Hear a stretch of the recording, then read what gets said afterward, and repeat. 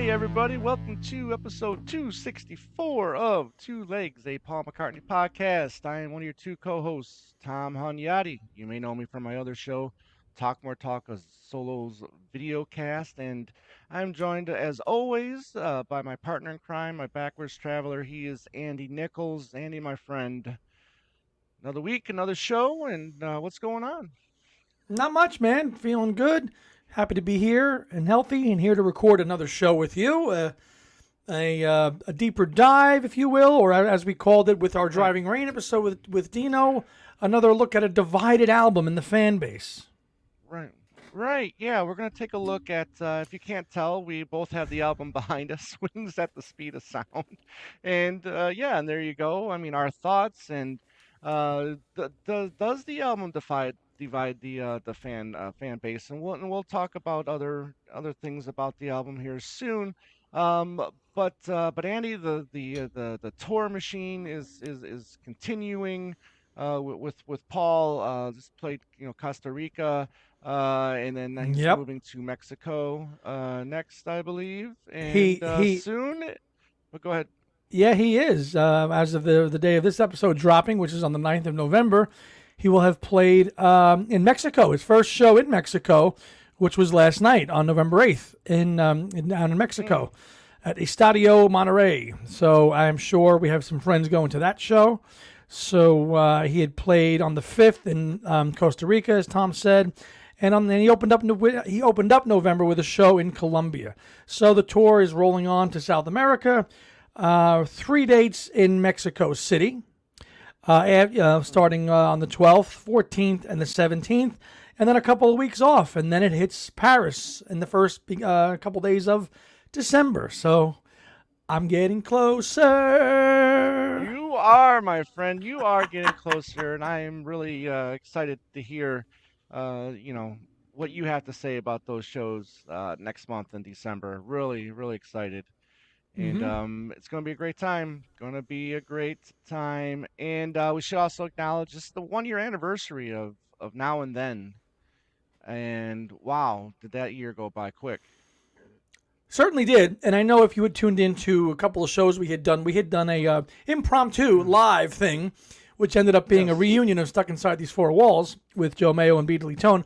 We had mentioned that this episode would be with Dr. Ken Womack looking back at Now and Then 1 year on, but due to scheduling conflicts, we're going to rejig that one and do that one next week. So it'll still be 1 year on, but not as close to the date, Yeah. obviously. But we will do that one again with Ken in the next week or so. So look for that. But yeah, Tom, it's pretty crazy how 1 year has gone by since Now and Then, and all the hype. And I still enjoy it as much as I did then. The Right. No, video, so the do I. the singles, the 12-inch, all the formats that we got. Right. Yeah. Yeah. So it's a song that still can kind of gives out a lot of good vibes to it, and here we have it in the set list now. So I'm sure, do you still enjoy it for what it Track. is? Yeah, track 19 in the set list, where it's been the mainstay since the beginning of the tour. And and I also gotta thank you for sending me the magazine of the Now and Then and the timeline. You all sent me the concerts. The concerts was it the concert tours, right? Yeah. 72 to And then 2000. Yep. 2022, and 22. then this one right here, the Red Rose Speedway one, which is very nice of you, buddy. Thank you. I know that you got a whole big shipment full of these, and that's really cool. And so thank you for sending them my way. Yeah, enjoy, especially that Red Rose Speedway Yeah. issue is Yes. so well Yeah. done, and they full color. And again, kudos to Janet Right. Davis for the hookup on that those magazines. What else is Yeah. cooking in the world of news, Uh, partner? well, we have to acknowledge the passing of Quincy Jones, producer extraordinaire, producer, arranger. We know he worked on the Sentimental Journey album from Ringo. He also, produced the number two hit of "The Girl Is Mine," featuring Paul McCartney on the Thriller record. And I know a lot of people kind of poo-poo on "The Girl Is Mine," and it's a song that I've always enjoyed. Always. Yeah, I think it's a great track. But and also don't forget that before she married Quincy Jones, Paul kind of was secretly seeing Peggy Lipton during the right as he was starting to court Linda as Linda, well. yes. So yeah, so very interesting situation there. But yeah, very talented producer. I know his album "The Dude" is a great record as well. Some fantastic songs on that album. The man has won countless awards in his storied career. So I believe he was 91. So rest in peace to Quincy Yeah, Jones. he also was the obviously the producer for Off the Wall, which had Yeah, Michael's version of Girlfriend by Paul. girlfriend. Right. Yeah. So, and Yeah. depending So on who you talk to, they like that one better. that's I right. know, I know. Our friend That's Kit right. does. I'm kind of divided. Our friend Ken Mm. Womack, a recent chat I had with him, he preferred Paul's version of Girlfriend over Michael's. So, Ah, very good. Very what good. say you? I tend to still stick with the Paul version. Uh, Okay, with when it comes to girlfriend, and I'm not saying that I don't appreciate Michael's version, which who he basically wrote the song for. he did, Um, and I will and say that yeah, Michael's version is a better produced version. It's the production of that is better, but the arrangement I still yeah. prefer Paul's. I will agree. Cool, cool. And So, then, as we know, we've got this book out that we all shine on. You're still currently reading. I unfortunately haven't gotten started yet because yep, I'm all in on another book that hasn't been released yet. But I gotta tell you, I'm really enjoying what I'm reading yep, so far. same. How's the Elliot Mintz book Well, the Elliot looking? Mintz book is very good. I'm like two chapters in. I'm like I said, I'm reading three at the same time. The one that you mentioned, Right, and of course Blaney's book and that. But Elliot, the Mintz book is good. It's personal. It becomes it's not, it's endorsed. Sean Lennon was like, yeah, go ahead. It has the endorsement of the estate. So it's going to be very interesting to read. So I'm two chapters into it, yeah, and connecting with the Lennons and him starting out as a right, DJ in Los mm, Angeles. Kind of very, very humble beginnings for Elliot Mintz from Brooklyn, making his way out to he wanted to be on the radio, so he went out to school in L.A. So his beginnings were very humble, and it's going to be a very interesting read, a very quick read, I'm sure. Once I prioritize what I'm going to knock out next, but yeah, good book. excellent. Glad to hear that. And that's gonna wrap it up for that. So we're gonna get right to our main topic, which is wings at the speed of sound. Right? We got one behind me. I've somehow I've managed to accumulate about 6 or 7 copies of this album. I'm sure you have a few as well, Andy, huh? I do. It's one of those ones you do always Yeah. see in a bin, Yeah. whether it's a later pressing or a Columbia, which you try to find. And one of the, I mean, the packaging on the archive was not great because the binding kind of slipped a little bit, Right. but some great Yes. photographs in this archive edition. Uh, yeah, I mean, here we are, almost what, it's 10 years now since this came out. Yeah. Yeah, Mm, over 10 years ago these came out. So nice to have them. An album that again does divide fans because of kind of, it's a very democratic album, right? right. But Yeah. it is the vision that Paul had for Wings starting the band to be a Right. band, and this is probably the most band-like album. And because of that democracy, some people are like, including myself. I mean, some I don't. It's not an album I go to like a Venus and Mars, like a Red Rose Speedway or a London Town. It's probably my least listened to Wings album. Yeah, and I was gonna say that too. This might be my least listened to Wings album as well, and it's crazy to say because you've got two massive hits on there, right? With Silly Love Songs and Let 'Em In, which by the way is the closest he got to in America to having two number ones on one record. One Silly on Love one Songs, record. went to one number one. Let 'Em In went to number three. the closest he would get to again would be in the UK for the Pipes of Peace release, where Pipes of Peace went to number one. The single went to number one, and then Say went to number two. So and this is for the UK back in '83. So two times he got really close to having two number one singles on one album. So Yeah, and this was the this excuse was me. that yeah, this was that opportunity the first time, and it is funny and polarizing because you've got two massive hits, and the rest of it are just what we'd call album cuts. 11 tracks, but it was an album that was recorded very much on the fly in the middle of a world tour. So that would lend itself Right. to the hurried pace. It was not as long of an affair as say Venus and Right. Mars was. Venus and Mars went back, Right. Or a Back to the long Egg. time, or Back to the Egg. Right. This was recorded very quickly. Red Rose Speedway. Yeah, Red Another Rose one, yeah, over Speedway was 2 another years. album. Yeah. As late as some of those So songs go back as far as Ram. So this was yeah. a pretty much very quickly recorded affair. It's not a bad album. It's just not as good as all the other Wings albums, in my opinion. No, and it did get mixed reviews with critics. I think Rolling Stone gave it 3 out of 5. I think, which obviously it's not that's not that bad. But others gave it 1. Others gave it let's see here. We got Q gave it a 1 out of 5. Record Collectors giving it a 3 out of 5.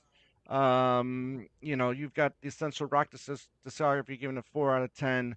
Music Hound 2 out of 5. All Music 2 out of 5. And these a lot of these are current reviews as well. Some were I was reading the Rolling Stone review earlier too, and it was just pretty much knocking it with for its simplicity of an album, because Sure. it is a pretty simple album, and it was knocking it and saying not as good as Venus and Mars, and obviously Venus and Mars not being as good as Band on the Run, and knocking it in a way where for what the rockers that are in the album, which is far and few between, they really don't have that power that say Jet did, No. or even Or a rock Band show. on the Run, or a rock. Yeah, right. They So don't. um They you don't. know But as we've said over the years on this show, the songs on this album in a live setting absolutely smoke. mhm. Beware Oh, My the Love and smoke, Time to right. Hide. Yeah, Those songs right. are on live are totally different kind of song.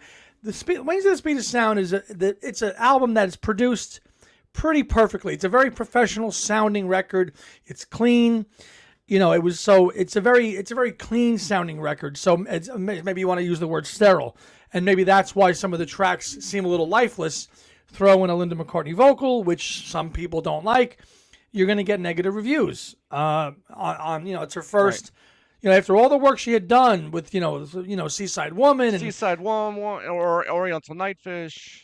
so her first lead vocal on a Wings album comes in the really kind of in the middle of the Wings' kind of commercial peak period for all of her work in the band, and the time that she put Right. into trying to be a band member and learning how to play piano and be a mom and do all these things. She finally gets the vocal spotlight, which I think most people could take or leave, which I could too. But in the spirit of the band and the spirit of the time, you can appreciate it, right? It's the 70s.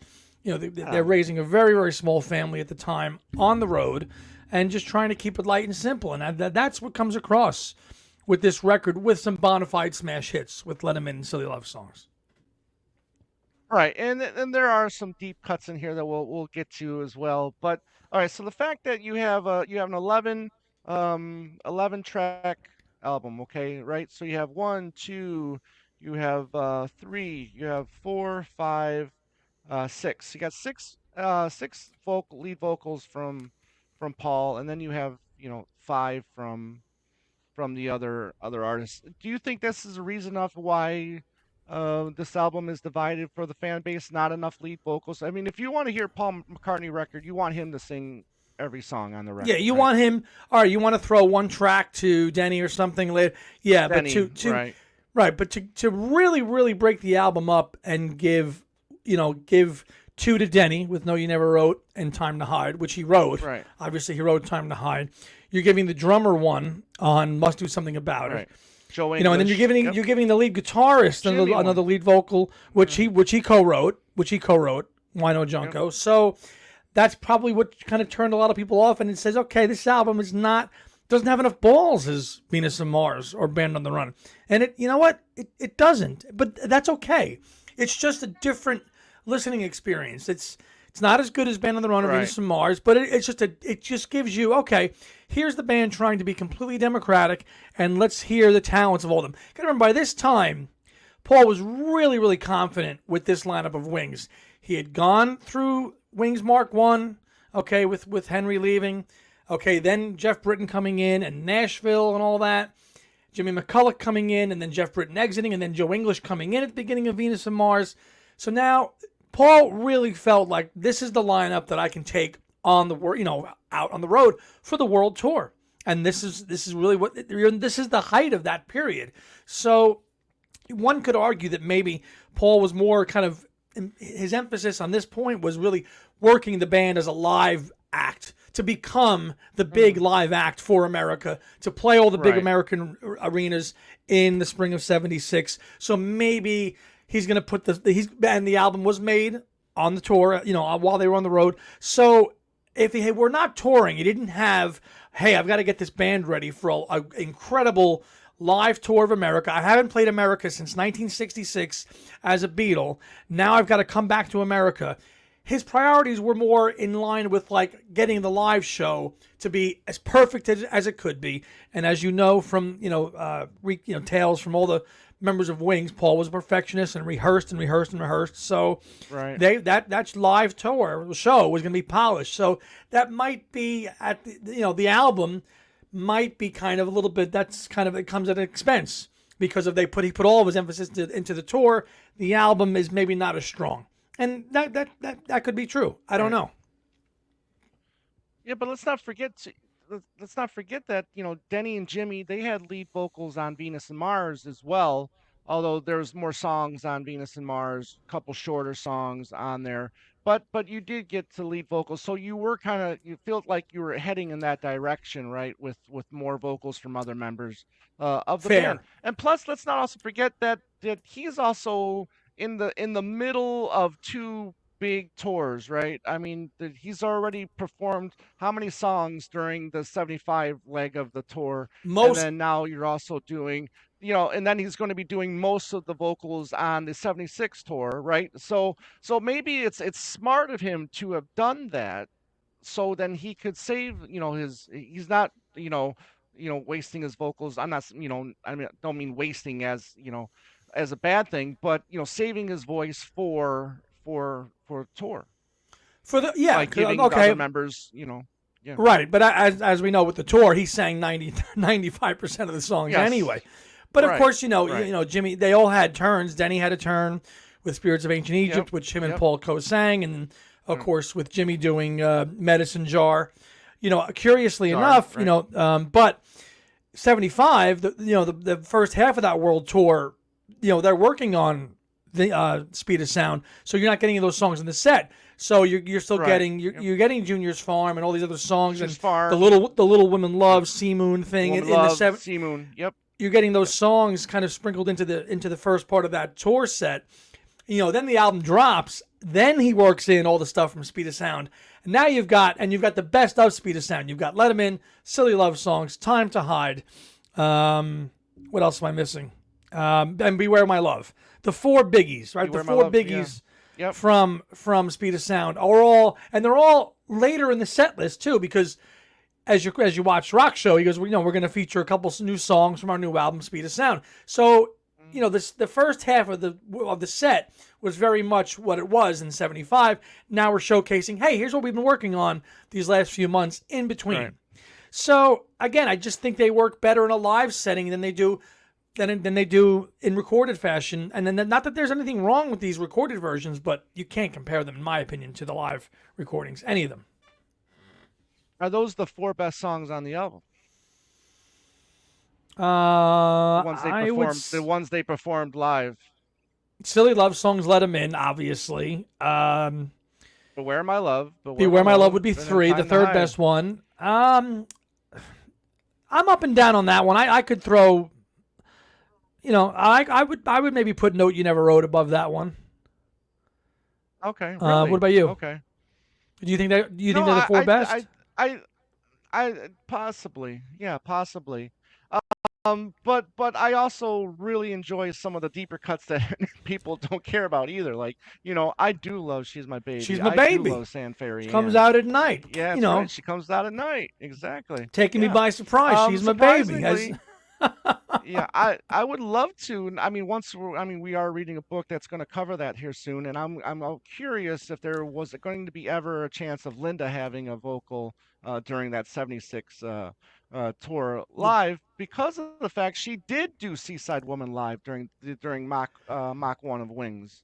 right So during the first incarnation of yeah, Wings. Yeah, and maybe I'm sure correct, it was. correct. I'm sure Paul and Linda discussed it.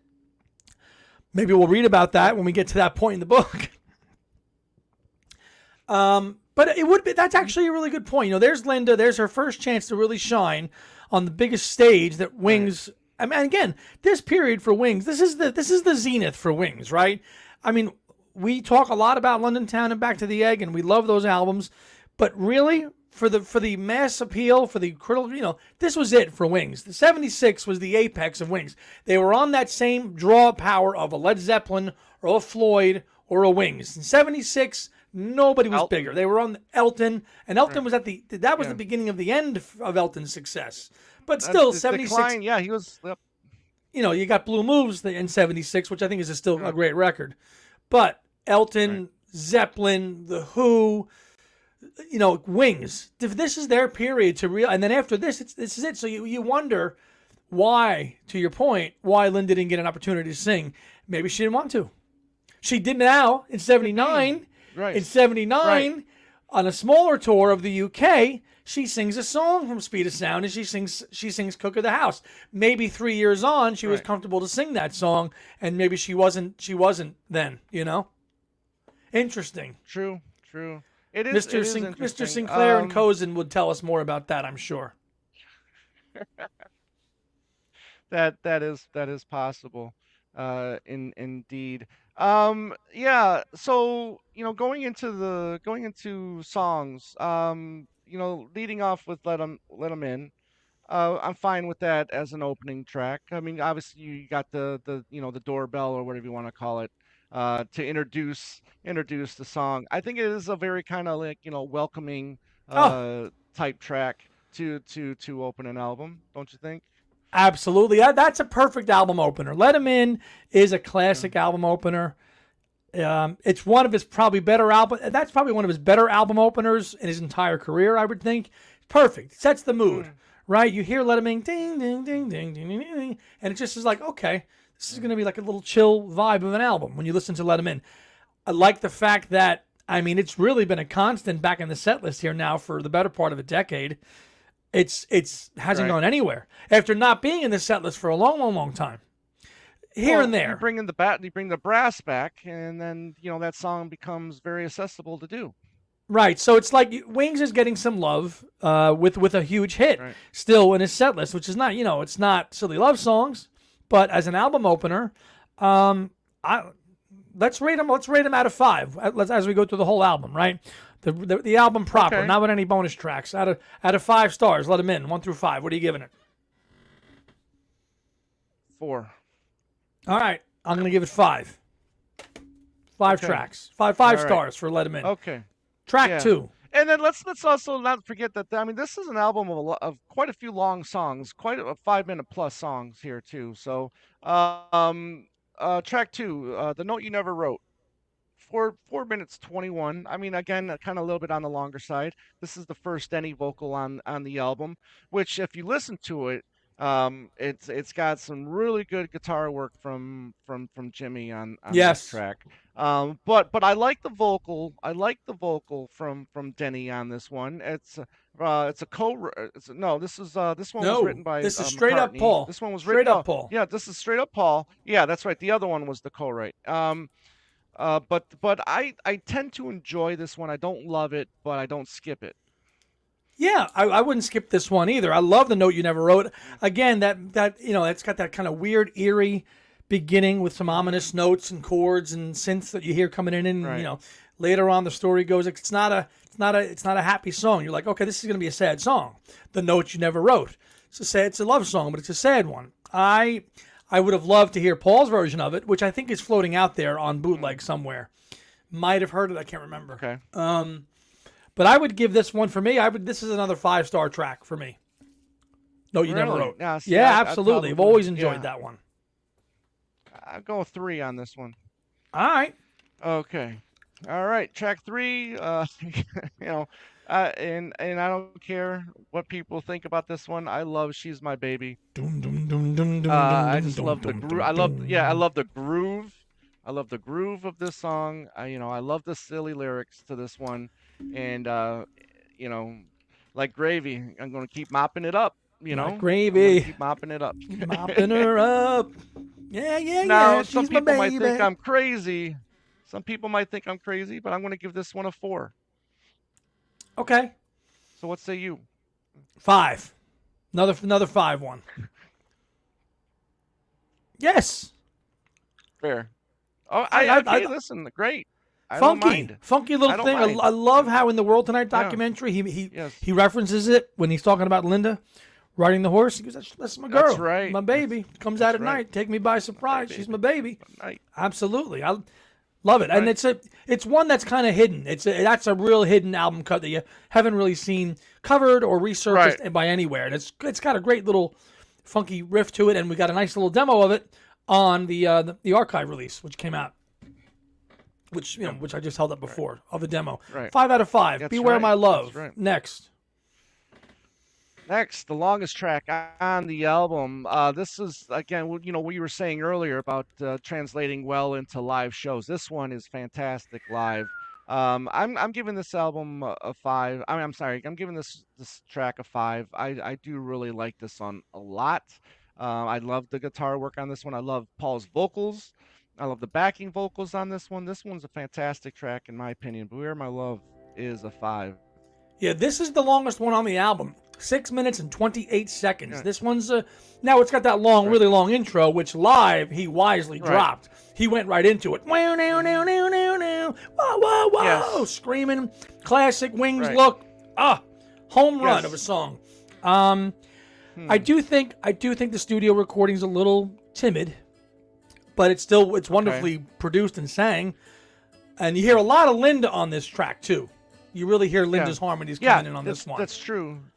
You do hear a lot of Linda on this one, and I do like that opening synth type, or if that is a synth or whatever, or accordion sounding at the beginning of the track. I dig it, and I do kind of miss it when it goes live. But I think they made the right decision by cutting that opening and go right into the Yeah, you know you had to go right of into it. that. Yeah, You had to, absolutely. yeah, yeah.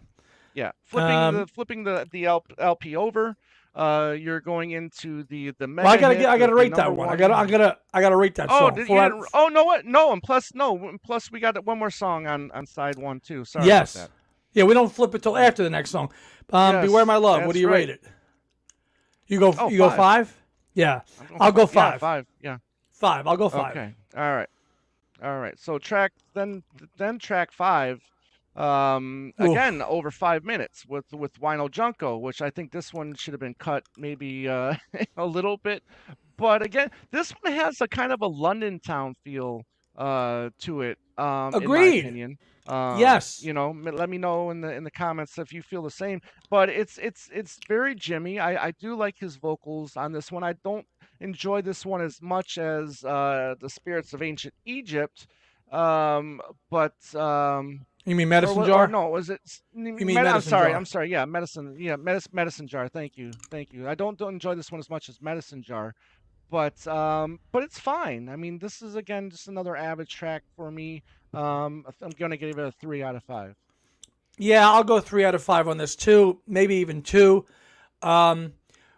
You've got an outro that's probably almost 2 minutes long of this because the song just it has a really really long outro with a nice guitar solo, But Wano Yes, yes. Junko, and it just kind of Yeah. that could have been all trimmed out. Um, Right. I do, and but it was nice to get an original song on there again to give Jimmy a spotlight, which Mhm. Paul was trying to do. I think Medicine Jar works a hell of a lot better. But yeah, I'm Right. gonna go 205 on this one. This is one that I'll skip this one quite often if I'm listening to the album. Now we All right, flip it fair over. enough. Now we Now we flip. flipping it over, and now we flip and we get the mega hit of "Silly Love Songs," the number one hit. Now I should mention that this was the fourth album in a row to go to number one and also have a number one single. In This America. was the single, yeah, in America, and this was the single. This was the lead-off single. I think this is what's pretty much the track that I mean, if you were excited to see Paul McCartney once this single dropped, I think you were even more excited Sure. to see McCartney for that tour. At least in my opinion, I would have been, I've been jonesing. But this is a 5 out of 5 for me. Silly Love Songs is I think one of his most perfect songs ever in his career. And then the whole Linda Paul Denny that backing those harmonies or Yeah. whatever. Kind of the It's counter perfect. melodies coming Perfect. and the counter choruses kind Yeah. of Yes, they really exactly. complement each other a Yes. little bit there Yes. very well. You're getting Yes. the Wings. This is Wings at their strongest with their harmony backing Correct. vocals with Yeah. Linda, Denny, Right. and Paul. Especially, I mean, this is the probably the best example of those voices blending together really for this part of in this Right. song. Um, totally agree And with you. Five out of plus one of his five. yeah. Yeah, Plus and one of his greatest bass lines, one of his best yep, bass lines period ever in his whole career. yes. One of the best bass lines ever. And again, the demo, the little 2 minute, 2.5 minute demo on disc two of the archive. He's just sitting there banging out on piano. He's got the whole thing in his head. You even hear Paul and Linda doing the harmony stuff. They already worked those parts out. Right. How can I tell you about on the demo they had that stuff worked Right. out, which it just says nothing to Right. you know about the man's ability for arranging and composing. It's already in his head how he wants that to go, and then you bring it into the studio with the strings, because you hear all that stuff on here. I mean, and there's a lot of strings on this. Strings and brass. The heavy brass here Right. and the strings. Yes. You got a string section on this too. Hmm. Yeah. Yes, Yeah. but No. that being said, This. yeah. Right. That being said, live This it just cooks. in my opinion, this track is what defines Wings. Especially vocal wise. It's great. Okay, moving on. You the first time you get a Linda lead vocal on a Wings album, and it is Cook of the House. It is a 50s styles rocker with sound effects, kitchen sound effects, which I I laugh at because of the fact that I am a chef. But You are a chef. it's This should be the funny. soundtrack. You Yeah, should listen but to this song every time you go to work. This should be your warm up song every shift. He'd go, I'd no, quit. no, no. No, because this is my least favorite song on the album. This is Yeah. one of my least favorite songs from Linda, period, unfortunately. And I have said that. I mean, it would have been great to have Seaside Woman on Red Rose Speedwagon. I think it would have been fantastic if you put Oriental Nightfish Oriental on Band on the Nightfish. Run. Yeah. It just sucks that this was her first lead vocal on an album with a not so great track, but that's just my opinion. I'm giving this one a 2 out of 5. Yeah, right behind you. A lot of other stronger Linda compositions from way back and when Paul was really trying to work her into the group to be a full fledged member. Right. And I think Hmm. Oriental Nightfish, from my opinion, it would be the best contender. Maybe Seaside Woman to go on here, but not Cook of the House. The only thing I like about Cook of the House, I'm being honest, is the backing vocals from Paul. I think it's Paul and Denny, and then you hear them echoing. Right. She's the cook of the house. That's about the best part of the Right. song. Yeah. But I Right. agree with you. 2 out of 5 or 1 out of Yeah. 5. Skipping. Yep, definitely. Yeah. Skipping. Okay. Track 8. We got the second Denny lead vocal, and it's "Time to Hide." And this one they brought it out live. This one is probably my favorite of the two Lane lead vocals. Um, it's okay. I think this is one of the instances where I do prefer the live version over the studio version. This particular version, I am going to give like a 3 out of 5. Yeah, yeah, I'm with you on that. It's nice, Denny. This is Denny's lone co-write on the lone kind of composition on the Right, whole album. right, And I know he's very right, proud of it. And in subsequent shows over the years, Denny playing with either with a band or by himself, he always had time to hide in his set, which I was fortunate enough to see him do on a couple of occasions with other people. yeah, It again, it's kind of again, it fades in. The song's kind of already going on, and it just right. fades in. Yeah, Um, exact fades in. Yep, it yep, kind of just fades in and kind of just it's like they're already jamming, and it's like the engineer just said, okay, we're gonna fade the track in now and kind of have it already going, which right. it kind of sounds a little bit pedestrian and lazy for me. But again, live, you really see Paul and Denny really cooking, swapping Mhm. lyrics, and the call and response. Will you beg me tomorrow? Yes, I Right, will, my love. right, Like all that stuff. You really right. that works well, very live. Not so much on the studio recording. I'll go 3 out of 5. Okay. Very good. Very good. Track 9. This is the lead vocal from Joe English. Yeah, Track written by surprise, Paul. surprise. Must be something about it. So yeah, which you do get the Paul led vocal on the archive edition, which is a cool touch. But Paul did hear Joe sing it, and he thought, hey, okay, well, he's a very capable singer. It would have been nice to hear more lead vocals from him during Wings period. We know what he did after Wings, and I think he's a good singer. I think he sings this very well. However, I just don't think it's that great of a song.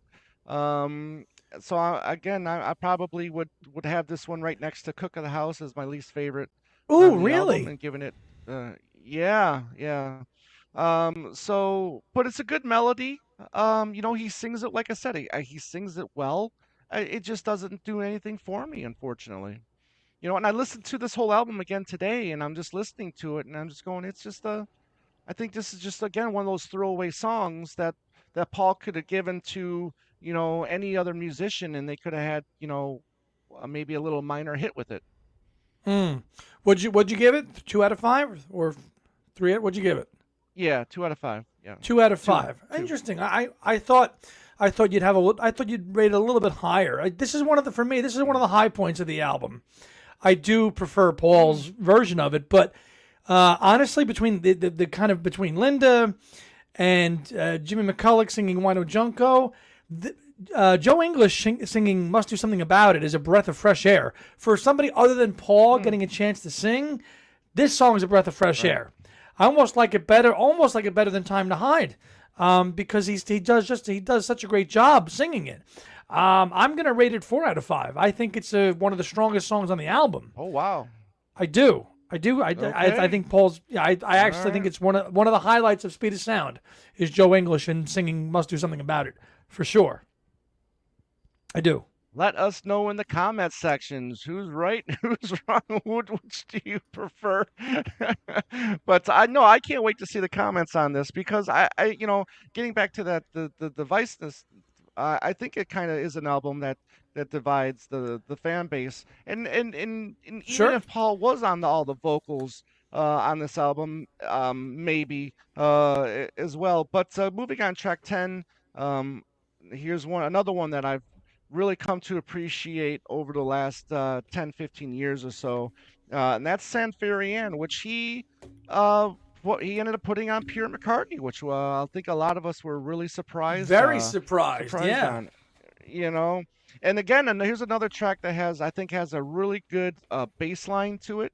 And I think this is, I love to sing along to this song. And I'm giving this one a 4 out of 5. I really, really dig this track.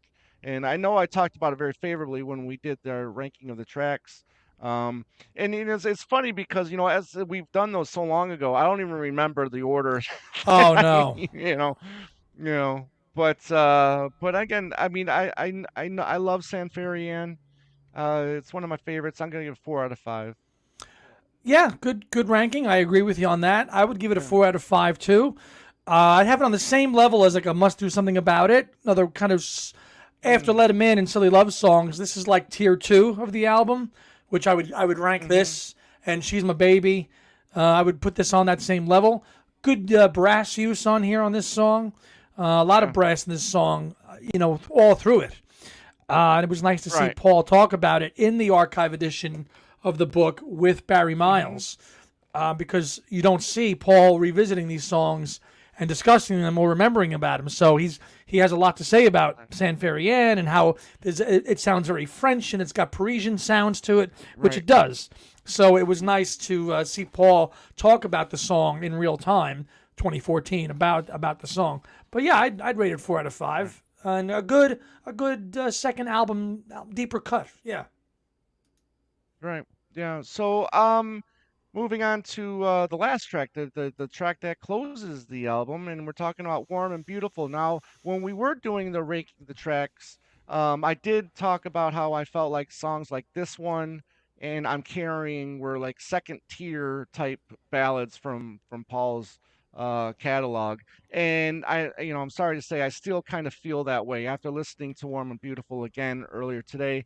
It's a fine song. I don't hate it or anything like that. I just don't find it as powerful or as memorable as other, ballads, say like, Maybe I'm Amazed or My Love or, other, Souvenir, Or other even tracks like a that Treat Her he did. Gently or something like that.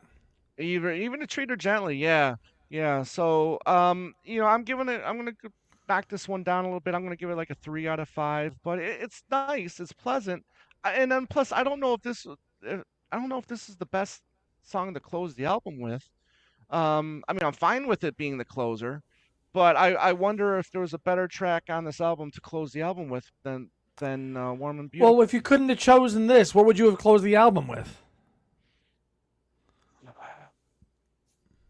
But "Where My Love" would have been a great, I think, maybe a closer Yeah, I for would have this been. one. I could Kind of see like that. an epic song. Good epic rocker to close an album. I don't know. It does, but that doesn't lend itself to the what's the word I'm looking for? To the kind of sleekness, mid-tempo kind of album contemporary sound that this entire album has, from the opening track to the last track. They're all very tepid. Mm, I mean, although Time to Hide and Beware My Love do rock in spots, but I think I think this is a good closer because it closes the album. The whole feel of the album is encapsulated in this one song. I think the mood of the album, it's light, it's produced very well, it's polished, perfection. Playing is the song light. Are there better ballads? Of course, there's better ballads. I agree with you, but for what the album is, it's probably the best closing track that he could have used at the time, other than right. if he was going for an epic big finish like a 1985 or Right. Right. Treat Her Right. Gently, Lonely Old People. But this is probably the best Listen. kind of closer. I'll give it four Right. out of five. And I don't mind ballads closing album. He's done it. I mean, "Treat Her Gently" was the official closing track on Venus and Mars. You got "Through Our Love," closing, "Press the Play." So I mean, he has closed albums with ballads. It's just that this one I just don't think is as memorable as other ballads that he has closed albums with. So No, 3 out of 5 for me. But 3 out of 5. Yeah. yeah. God, So this is a I great think picture of you your I book think here. Look at this. I think Look at that. yeah. Yeah, that's And fantastic. Yeah. great stuff. Yeah, love it. Yeah, love it. Love it. Love it. So, and I think you rate this album a little higher than I do, perhaps. And it's funny again. Thinking about this is like I don't even remember where I put this, and when we ranked all of Paul's albums when we did that for his 80th birthday. So, but I do think I had this on the bottom half of his catalog. Yeah, You know, yeah, I for sure. so It's but again, in a catalog like Paul McCartney, right? Some albums have to go right. someplace, right? But we can still find gems Yeah. and strengths in all of it. Oh, It's just absolutely. how do Absolutely. we tier it? We've both admitted at the top of the show it's one that we don't listen to all that often just because of the other albums being so much greater. And listen, there's great songs on this. We just talked about all 11 of them, but Right. certain albums are going to fall by the wayside more than others, and you're just not going to reach for them as much. And this is not one that I reach for as much. Not, I mean, I think I must listen. I still must listen to tracks from Venus and Mars on once a week basis, if I, just here and there. So Right. it's an album of the time. It was made quickly, made well, and it was made with the idea of, hey, we're going out on tour. Let's emphasize the members of the band, and they did that live. But good record, another No, great yeah, shot no, they here. accomplished that. That accomplished that great. There Yeah. they are in Venice, which is the city I was just in this summer on a gondola. Paul rocking the Yeah. stash there, which he had for a little bit. He did. He did. He did. But yeah, Yeah. I mean, I'd That have to look at. stash did him no favors, in my opinion. No, oh, it's not bad here though. Look, this isn't bad. Look, that's not bad. Hold on, that's not bad. Okay.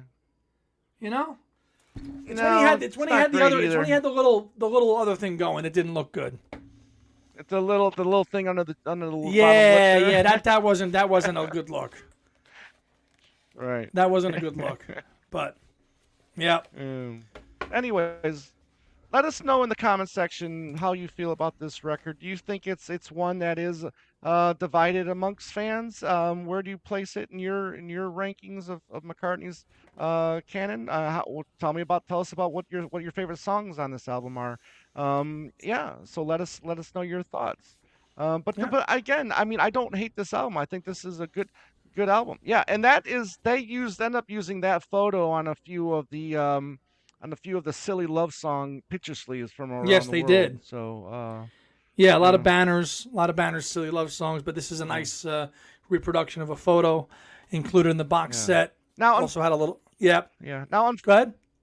unfortunately, this might be one of the weaker of the archive series as well, especially with bonus material. Yeah, yeah. You only got 7 tracks. The ones you Right. got were good. You had demos for Silly Love Songs and Let 'Em In. A demo for She's My Baby. Message to Joe, which was nothing, and then a version of Yeah. Beware My Love, which supposedly has John Bonham on it, It but we don't has know if that to some. be true or not. I Right. guess we'll find out when we read that book if it's true or not. Right. And then Paul's version of Must Do Something About It, which is pleasant. And then an instrumental demo of Warm and Beautiful. So, again, what else was there going to be? Unless you wanted like comprehensive studio outtakes, which we would have liked. What I would have loved for this to feature is like something like the Lennon Camp does with the mixes, the elemental mixes and stuff like that. For the track "Silly Love Song," I would have loved a vocal only Yes. track for this. I would have loved the backing vocal only. I would have loved just like a bass only. Yeah, give us a you know, comprehensive um, silly love songs just like dissect. elemental Yes, break, dissect Silly Loves. vocal, Right. bass, Yeah. Yes. brass, all that stuff, Yes. the harmonies. Right. That's a track Right. that, man, if we had the multi tracks available of that, Yes. what a in Right. depth study that would be listening Yes. to. Oh, how about just the Yeah. bass track alone? Just the bass track alone. Yeah. Absolutely. So Agree that's one of the 100%. shortcomings. The McCartney archives are high on photographic content, high on Right. ephemera, like a ticket, reproduction of a ticket from the Empire Pool show in Wembley for £3.50. But Mm. with bonus audio material, not so much. So that's one of the shortcomings and one of the gripes we as diehard fans have had since the inception of this. I think McCartney 2 still is the gold standard for extra audio content, right? And Ram, I believe. Yeah.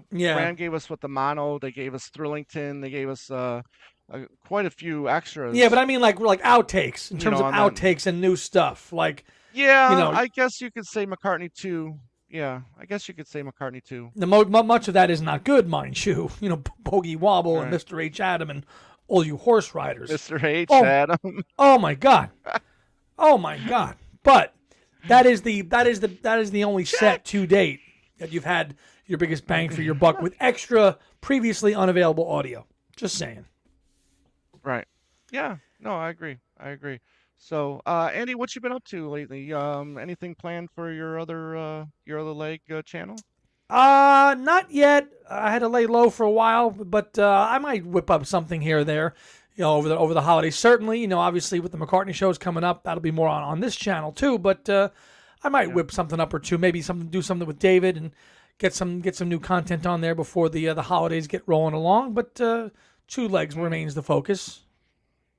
Yep. Yep. We got well when this one drops, we're gonna take an extra week off on Talk More Talk so we can have the extra time to listen to the Living in Material World set, which will be our next episode, and we'll be reviewing that two CD set, which I'm really looking forward to. I mean, we talked about it with when we had Tone and Joe on. I'm really looking forward to the set. I think it's going to be great. Yes, sir. Just about by the time this drops, have been just about a week away. Comes out on the Friday, Yeah, 15th of November. So yeah, yeah, looking forward to it. yeah. But So again, that's gonna do it for us. Andy, real quick before we sign off, talk about what we have in the top right hand corner, please. good. I'm glad you brought that up. In the upper right hand corner, you'll see a QR code. That's us. That's our site called Buy Me a Coffee, which we have been subscribers of for about a month now, and we have had some fantastic donations that are 100% voluntary. If you want, if you wish to, you can. You don't have to. We've had amazing contributions, and I've gone through just about every one and given you guys a personalized thank you to those that have donated and bought us coffees.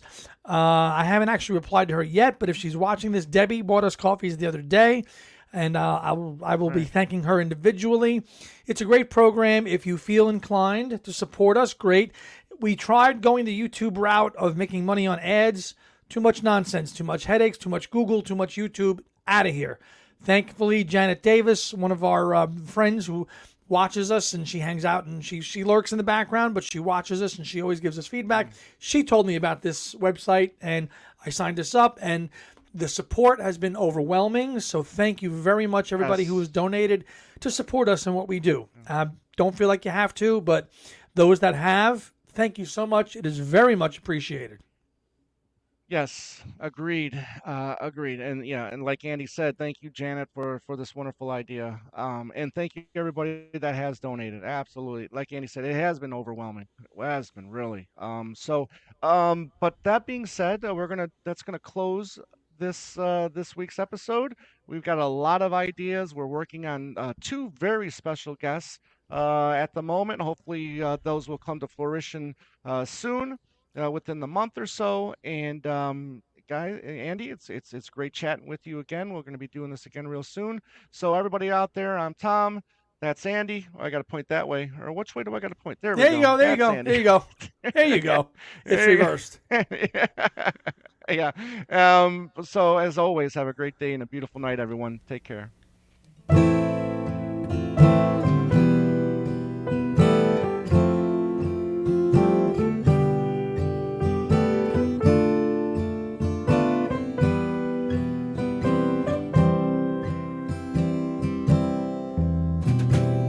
You've been listening to Two Legs, a Paul McCartney podcast, hosted by Tom Hunyadi and Andy Nichols, with musical contributions by Dylan